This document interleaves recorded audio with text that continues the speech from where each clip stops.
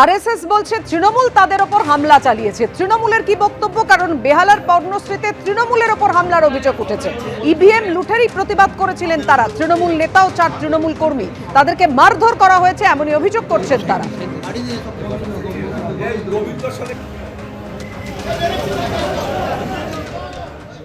129 নম্বর ওয়ার্ডে যখন বাসে করে ইভিএম তুলছে তখন বিজেপির দুষ্কৃতীরা ইন্দ্রনীল খাঁ এবং মৈনাক চ্যাটার্জি, যারা বেহালার নেতৃত্ব এবং বেহালা পশ্চিমের যিনি টিএমসি প্রার্থী, তাদের নির্দেশে ইভিএম চুরি করতে এসছে।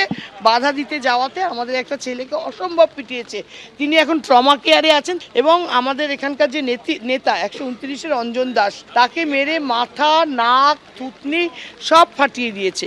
একজনের মুখের ভেতরে 8টা সেলাই পড়ে দাঁত পড়ে গেছে। আমার বক্তব্য যে একটা শান্তিপূর্ণ পরিবেশ, যেখানে সারাদিন কোনো গন্ডগোল হয়নি, কোনো কিচ্ছু আমাদের দিক থেকে কোনো প্ররোচনা দেওয়া হয়নি, তাহলে ইভিএম মেশিন তোলার সময় এরকম হামলা হলো কেন?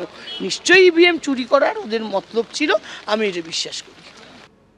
উল্টে ইভিএম কে ওরা ঘিরে রেখেছিল।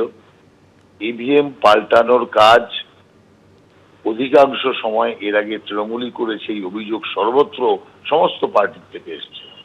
অতএব সেই কারণে এই গন্ডগোল হয়েছে এবং বিজেপিকে অহেতুকভাবে বিজেপি রক্ষা করতে এসেছিল।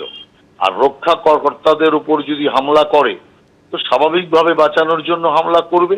অতএব ইভিএম দুর্নীতি করার যে প্রচেষ্টা তৃণমূল কংগ্রেস করেছিল তা বিজেপির কারণে রুখে গেছে।